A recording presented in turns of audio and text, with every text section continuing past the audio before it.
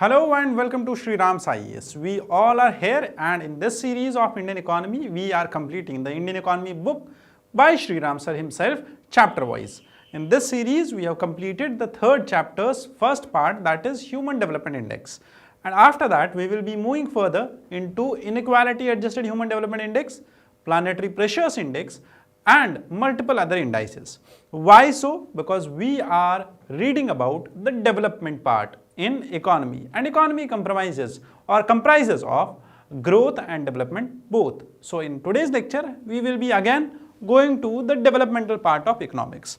In the past lectures, you all have been very much consistent, and I want all of you to complete this book with me so that we develop, I would say, an understanding of the subject much more better, or I would say much more comparatively, if we talk about much more better than all the other students who are in your competition.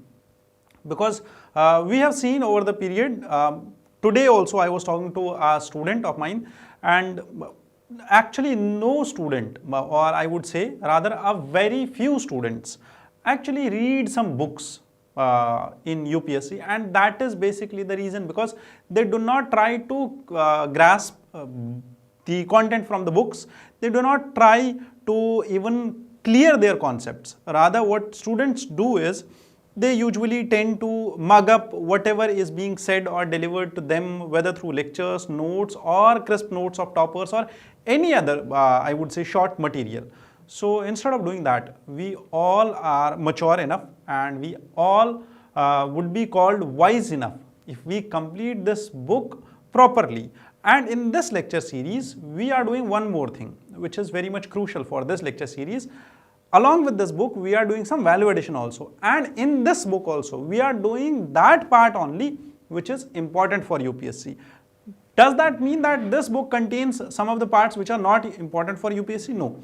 It contains explanations to the core concepts, and in these explanations I actually smoothen and try to give you those explanations in crisp manner, which helps you to understand and make it set inside your mind, which you can use directly in your exam.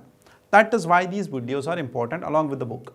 So now let's move further and understand that if you still are facing any issues with regard to UPSC or preparation, you can scan this QR code directly, get yourself a free mentorship session, and get your preparation aligned with the right mentors of SRIRAM's IAS, that too without any cost. Clear? Moving further, these are the contact details in which you can ping me up if you have any issues. This is our Telegram channel. You can scan this code, join the Telegram channel, and once you join this Telegram channel, you can find all our PDFs, questions, daily, weekly, monthly, current affairs over there. Clear? Now, let's move further into the discussion part. The first index today, which we will be taking care of, will be the Inequality-adjusted Human Development Index, UPSC 2025 Mains. UPSC Mains 2025.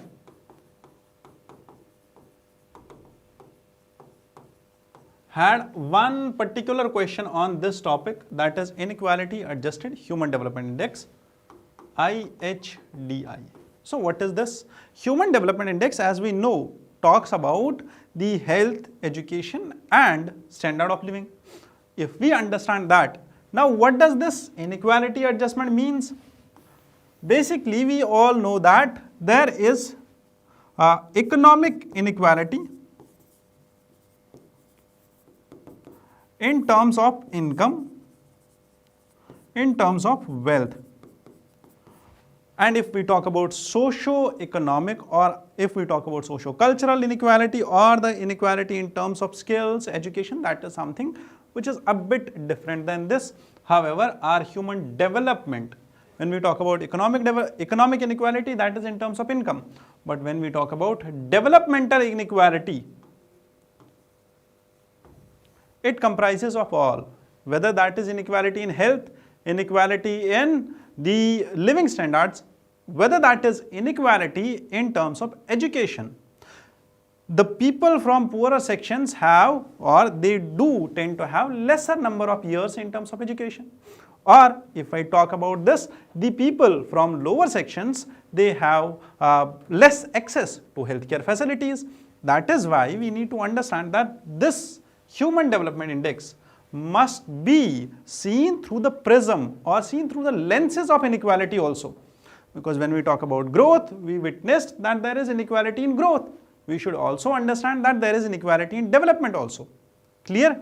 So that is why this index comes in place, and that is why UPSC also asked a question about this. If we talk about the last Inequality-adjusted Human Development Index, this index was the summary measure of all the key dimensions. What are the dimensions? First, long and healthy life, good education, decent standard of living, adjusted for inequalities in these dimensions. Clear? So that is Inequality-adjusted Human Development Index. So if you see over here, Burundi, that has an income of just I guess around $1,000. And if we talk about the North American countries or Belgium, it has a per capita income of around $1 lakh. That is where economic inequality or income inequality comes in place. It uses data from UNDP, Human Development Report, Eurostats, OECD, IMF and World Bank data. This all data of 2025 was used to develop this index. Clear? Now, remember one more thing, that this index is actually formed by combining all the three aspects of Human Development Index. Like, we compare, first of all, do you remember that we read about Human Development Index, and in that we used to develop three indexes. First is the Long and Healthy Life Index, and now this index will be adjusted with inequality,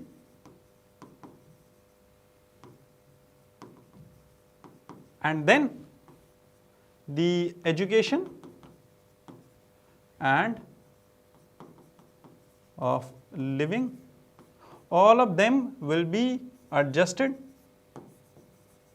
to inequality, and then three more indices will be formed, that is inequality adjusted health index, inequality adjusted education index and inequality adjusted standard of living index, and then the IHDI will be formed. Clear? Do remember this. We will take this again once we discuss the UPSC PYQs, and in those PYQs, or you can do one more thing, the main channel of SRIRAM's IAS, on that I have discussed the UPSC 2025 mains paper. All the questions of economy were discussed in that video. You can search for that also. Moving further, we have one more index to discuss, that is Wealth Adjusted Human Development Index. First was income, now it is development, and now it is Wealth Adjusted Human Development Index. Now how do we adjust wealth? Because in a nation we have natural capital, produced capital and human capital also. This is the comprehensive wealth of the whole nation, and this index particularly talks about the linkage between capital and the outcomes of capital, that how development and wealth are linked to each other. That is the point of this index. Clear?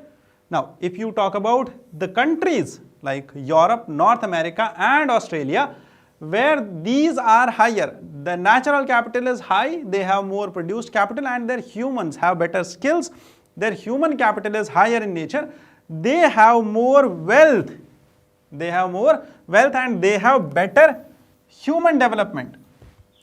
You will see similar countries in human development and similar countries in comprehensive wealth are in the topmost parameters. Clear? So there is an unexplored link between wealth and human development. Better the wealth, better the development of a nation would be there. Moving to the next index, it is the Planetary Pressure Adjusted Index. Now what is the Planetary Pressure Adjusted Human Development Index? That in terms of development, if you build schools, roads, infrastructure, or if you give skills to your people, this comes with what the cost or environmental cost to it. And if you adjust your Human Development Index to the pressure which it is creating on the planet, that is the footprint, whether that is material footprint or whether that is CO2 footprint, all the development of your population, your demography costs something to environment, and that cost when adjusted to Human Development Index decreases the score of Human Development Index. But in terms of India, it has been positive. Our IHDI, or this planetary pressure Human Development Index, has been better than HDI. Why so? Because we have been environmentally sensitive. Our policies and environmental movements have been there. Whether that is CHIPCO movement or APICO movement or other environmental movements, whether that is the recently introduced at the G20 Mission Life, G20 summit, lastly which was held by India, Mission Life, that also is one of the part of our environmental policies. Clear? One thing which you need to remember, that since the Anthropocene era, what is Anthropocene era? It is that time when humans started to change the climate. Clear? The proposed geographical or geological epoch defined by significant human impact on Earth's geology and ecosystems. This marked the climate change, pollution and biodiversity loss. Planetary Pressure Adjusted Human Development Index modifies the Human Development Index, accounting what? First, CO2 emissions. Per capita, per person, how much CO2 is being emitted by a person to environment, which is creating or leading to a climate change or global warming, and material footprint per capita. This measures the excessive planetary pressure which we are creating on the planet. Further, India's achievement has been good because our achievements have been in this planetary pressure Human Development Index. Now, remember, how is it derived? How is this index made?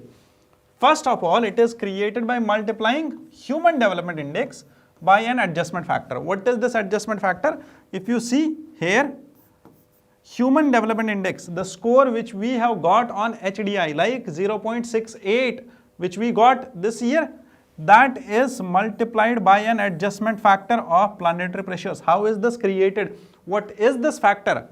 How do we multiply it with this? We need to derive this factor. How will we derive this factor? We will add two things, and that will be material footprint per capita, CO2 footprint per capita.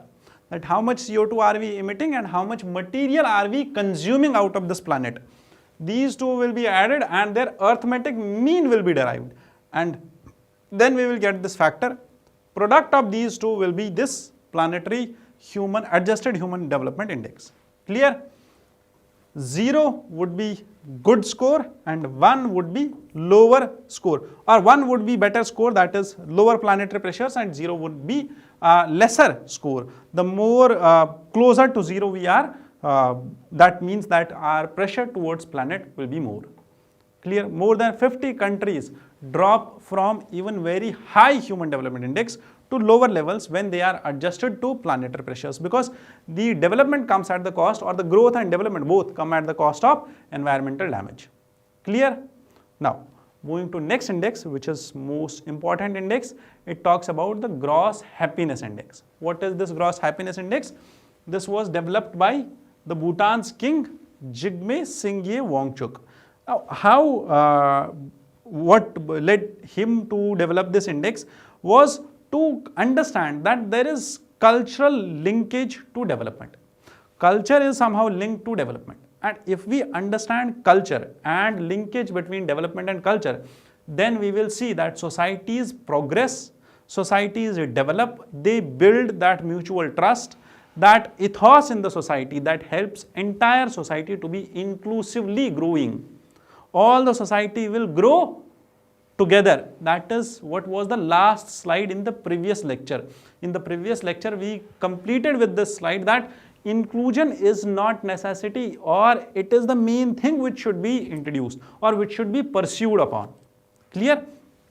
This Bhutan's king who developed the gross national happiness index, this defines life in holistic terms. How? Because it talks about sustainable development, equitable and sustainable socio-economic progress of all. That is where everyone's equity is included. Good governance. There should be effective and transparent leadership. It talks about environmental conservation and cultural values. preservation and promotion of cultural values. 4 indicators, and it has 9 domains, 9 dimensions which it accounts for. Likewise, we used to account for growth in terms of GDP and factor cost and market price or inflation or deflator. Similarly, development or human, or I would say gross happiness index, talks about 9 elements. What are these? First is psychological well-being. How much mental stress is there, how much psychologically wise or free that population is. Time use. If you remember, this year also there was a survey conducted about time use survey. This time use survey gives us the idea that where the population, whether male and female, where are they spending their time? Where are they spending their time? Is that time being spent in household chores or in economic activity? That talks about that how much contribution of females and males is there in household or unpaid care or paid care. I have taken a video on that also. You can find it in the main channel. One more thing, community vitality. How much vital is that community? How much developed is that community? How much social cohesion is there in that community? Health. What are the parameters of health? Birth rate, infant mortality rate, child mortality rate, maternal mortality rate or life expectancy. These are the parameters of health. Cultural diversity, ecological resilience, how much better is our environment? Understood? Education. As you remember, Human Development Index uses education. What? Expected years of schooling and average years of schooling. Good governance, and again the last thing, living standards. What does that mean? What type of things are we using? Is our home, or is everyone having a home? Is everyone having food? Is everyone having clean fuel? That is what all of this living standards will talk about. Clear? Assets, what kind of assets we have. These are the 9 domains of gross national happiness and we must remember them. Clear? Now, this gross national happiness index is formed using an Alkire-Foster method. What is Alkire-Foster method? Alkire-Foster method talks about to measure things beyond poverty. That it is not just that we are having an income of 200 rupees a day or 70 rupees or 32 rupees a day, which means that now this person is not poor. Based on income, if the poverty is defined based on income, and if we talk about poverty or multidimensional poverty, if we consider only one method of poverty, that does not mean this person is not developed. Development is not just about income, or it is not just about poverty. We should go beyond that. What is beyond poverty? That is these 9 domains, all of these. Further, it considers health, education and living standards. Clear? These are the 3 methods or 3 points, domains, dimensions which we use beyond poverty to explain that what development should consist of. First, identifying the deprivations. If the population does not have clean water, they do not have access to food, shelter. If there are multiple deprivations, like they are deprived of health, they are deprived of education, they are deprived of food, they are deprived of shelter, that will be taken into account. Next, they set the poverty line threshold for all of these, considering all of these, and then this index creates numbers showing the poverty or the extent of poverty in the community. Clear? That is Alkire-Foster method. Gross happiness index inspired actually the World Happiness Report, and World Happiness Report is not published by Bhutan but an organization at international level. This was inspired by Bhutan's Gross National Happiness Index and it is used globally, and all the respondent rates have increased. Their happiness is scaled from 0 to 10 across more than 150 countries. It uses 6 parameters: per capita income, real per capita income, whatever per capita income is there, life expectancy. For example, in India we have 72. Freedom to make life choices. These indicators must be remembered. UPSC does ask these indicators. Trust and social support in the society. generosity in the society, and perceptions of corruption. How much corruption could be there? And in this index or perception of corruption index, India has been lagging behind. World's happiest countries: first, Finland, Denmark, Iceland, and Sweden. If you see, there is community, strong social support, dominance, this Finland continues dominance, and personal freedom is there in Sweden, which tend to make them world's most happy countries. Clear? One more thing which you need to remember. In the latest World Happiness Report 2025, we saw that Finland in the 8th consecutive year, consecutively, steadily for the past 8 years, Finland is at rank 1. Then Denmark, Iceland, and Sweden, remember the ranks from 1 to 4. India's rank was 118th. Remember the rank? It was improved from 126 to 118 in 2024. The theme of 2025 was caring and sharing. World Happiness Day is on March 20. World Happiness Day is on March 20. South Asian ranking, if we see about South Asia, Nepal is at 92, Pakistan 109, Myanmar 126, Sri Lanka 133, Bangladesh 134. India is at 118th, which is less than Nepal and Pakistan. Clear?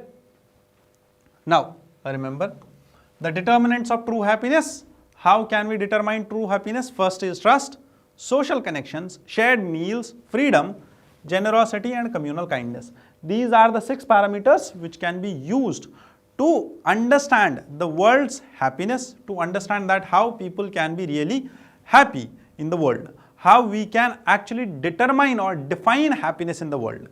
Clear?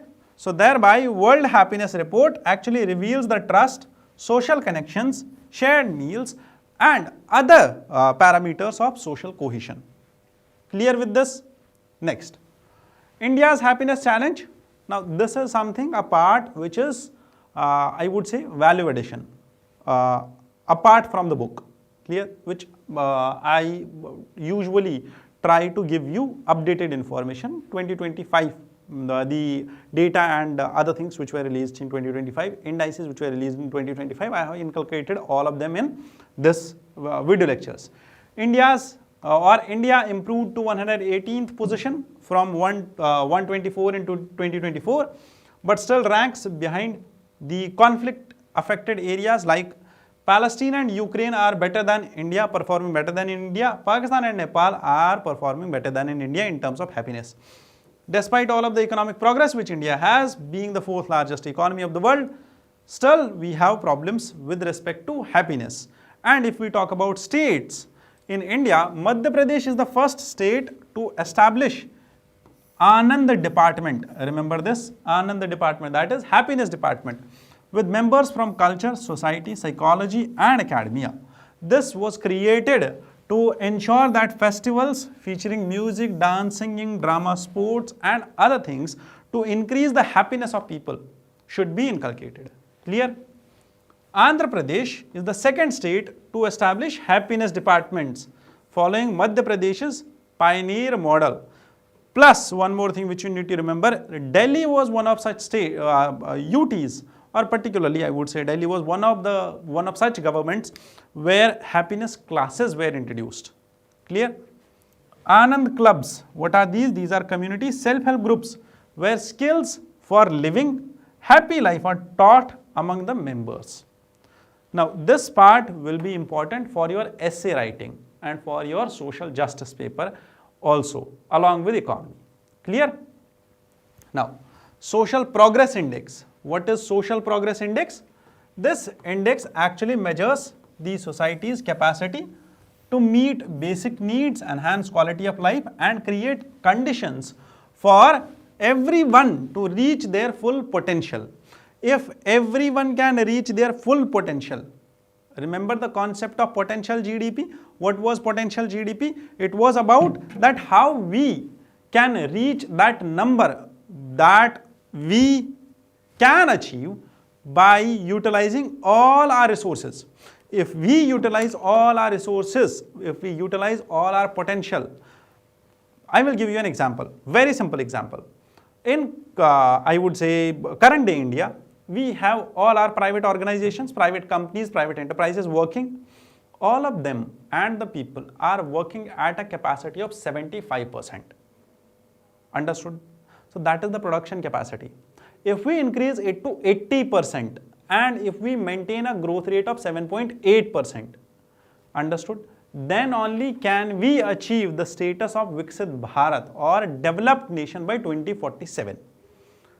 That is how productivity or that is how capacity utilization helps. That is the actual potential. That we are not utilizing 100%, we are not working at 100% potential, but 80% can help us to increase the productivity and get us the tag of developed nation by 2047. Similarly, over here, you need to understand that people have capabilities to utilize them and then only they can progress further. They can use or meet their basic needs, enhance the quality of life, create conditions for everyone to reach their full potential. How should we create it? It should be created by government. It should be created by state. How will state create it? It is based on the writings of Amartya Sen, who argues for capacity building. Joseph Stiglitz, who asks that there is a role to state. First of all, we need to understand what are the basic needs of humanity. Basic needs are nutrition. We have malnourished demography. Medical care, we still have a good death rate. Water, sanitation, shelter, personal safety. I would say majority of the cities in India have polluted water. Still people living in Rajasthan, Madhya Pradesh face difficulties in ensuring they are not having clean or I would say clean sanitized water, or I would say their health conditions in the areas, slum areas, in the I would say the areas of Dharavi, Mumbai, they are inhumane in nature. So that is where the role of state comes in place. Foundations of well-being, access to knowledge, information, communication, healthcare, environmental quality, opportunities for personal rights, freedom, inclusiveness and access to advanced level education, this should be provided. This should be provided by the state for all the people. Further, moving further, what is the social progress index? What does it measure? It measures the outcomes, not the outputs. First is traditional approach. Number of doctors which are produced by the country. Hospitals which are built by the country. Healthcare spendings, how much healthcare are they spending, how much percentage of GDP, like it was argued in COVID times that 2.5% of the GDP should be spent on healthcare. Further, this approach talks about actual health outcomes, quality of life which is achieved and developmental results. That is what social progress index talk about. India's social progress index, if we talk about India's social progress index, it was created in 22-23. by the Institute for Competitiveness, India, and the Social Progress Imperative, which is from USA. They submitted their report to Prime Minister's Economic Advisor Council in 2022. According to this Social Progress Index, 89 state indicators were used for being comprehensive in nature. 89 indicators were used at state level, 49 district indicators were used for granular assessment, and 6 progress tiers were used from high to very low. Now, once all of this data was used, then only we got this social progress index, that how much progress in terms of actual health, in terms of life, quality of life, in terms of developmental metrics has been achieved in India. Clear? Understood? Next is genuine progress index. This index talks about the measures of well-being through comprehensive assessment of economic, social and environmental development for sustainable planning. For example, when the pollution occurs, GDP does increase twice. Simple. Do you understand this? First, we lately discussed an example that first of all understand. If the oil spill happens, if it is mentioned over here, no, it is not about oil spills. Last example which we discussed was about oil spill. I told you that first of all, it was the mining of oil, then refinery, then transport, then oil spill, then cleaning of oil spill, and all of this includes what? That there is pollution. According to this, the first pollution was there when we used methods of transport, when we used it in refineries, when we produced the oil and used it in cars or anywhere else or in industries. That was the first form of pollution. Second, when we happened or when the accident of oil spill happened, when this oil spilled over all the ocean or somewhere else, this has to be cleaned also in order to save the marine life from hypoxia. Once this spill was I would say cleaned, once the oil was cleaned, whether using azotobacter or any other method of oil cleaning, at that point of time, both these activities generated economic value, and once the economic value was generated, it means that GDP was increased. The GDP was increased, but at what cost? At a production of zero. Say we I would say refined the oil, we extracted the crude oil from you would say below the earth, that should be counted as production, but that oil spilled. Now that oil is of no use. Even we have to incur an expenditure to clean it, but GDP got increased. Why? Because of the production and loss both. Because of the production of this spill clearing industry, because of the production of this oil clearing industry, GDP got increased twice. But this is not genuinely a progress. This is something which we as metrics or numbers are increasing. So thereby, once during the generation and again during the cleanup, GPI accounts for initial pollution as a loss. The first pollution which we did was a loss. Cancelled by control measures and deducts the health cost. Even we should understand that hereby our GDP should be decreased, not increased. Why? Because earlier, if we had a GDP of 100 rupees last year, this year we produced oil of worth 10 rupees. Then we spent 10 more rupees for oil spill clearance or clearing this oil spill. It means our GDP should be rupees 120, but this is wrong. First, because this is a fossil fuel, this is destruction of earth or this is destruction of resources of earth, we should rather, the GDP should be only 95 because there is loss because of the pollution which it creates. 10 rupees are added, not 95, 105. That 10 rupees are added, but 5 rupees are an environmental cost to it. So GDP increased by 105.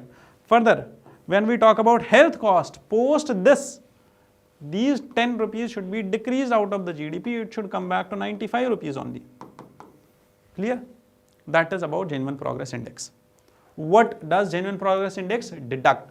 First, it deducts all the environmental cost, whether that is biodiversity loss, whether that is resource depletion, resource pollution impact, loss of farmland, wetlands, social costs like increase in crime rate, family breakdown, loss of leisure time, income inequality. If our economy is increasing based on the divorce rates, understand, I will give you a scenario that tomorrow, or I would say from 26 onwards, 2026, the financial year 26 onwards, if our economy starts to grow at 10% per year, year-on-year growth is 10% every year on an average, but our divorce rate is also increasing in terms of 10 or 15%. It means that this development is coming on the cost of family breakdown. If this happens, is that a genuine progress? No. That is why we need to understand that these indices are formed only because of that. One more thing, OECD's Better Life Index. What does this index tell us about? It was adopted by OECD in 2011. It was based on the recommendations of a commission. The Commission on Measurement of Economic Performance and Social Progress. This commission was set up back then and it gave its report in 2009. It talks about 6 vital things. First was housing, environment, education. Second, it talks about income, jobs and community. Now, all of these parameters, if increased, then only we will see that, okay, now our economy or our people are at better life. Clear? One more thing, the dimensions of this index: civil engagement, the participation in democratic process, physical and mental well-being of people, life satisfaction, how much satisfied are people with their life. overall happiness levels, safety, murder and assault rates, work-life balance, time for personal life. These are main parameters of this OECD, that if you find time for yourself, if you find life satisfying, if you are really satisfied with your life, then only the life could be better. Clear with this? Now, next is green GDP. Again, this green GDP talks about what? All the environmental factors, whatever the consequences of development are there on environment, they are talked about in green GDP. We will go through green GDP and Das Gupta review committee in the next lecture, and till then I would ask all of you to read about the, because lastly I asked you about Earth Overshoot Day also. I asked about multiple things, and I would suggest all of you to read about the Inequality-adjusted Human Development Index and the UPSC PYQ which it asked in 2025. That PYQ must be answered, and if you write the answer, send that answer to me. I will see to that answer, I will get it evaluated, I will evaluate it myself, and then I will show you the answer, or I will discuss that answer in these videos. Clear with this? Further, the next video of this development chapter will be the last video of development chapter, and then we will start the fourth chapter of the book. Clear?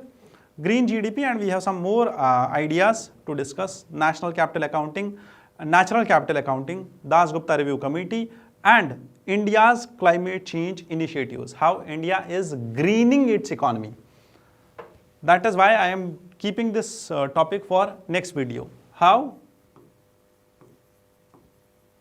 India is moving for greener economy.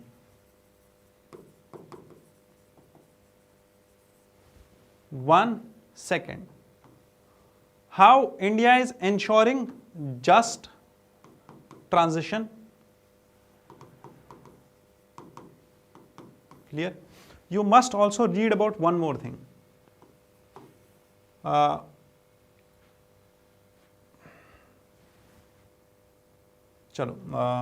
impact of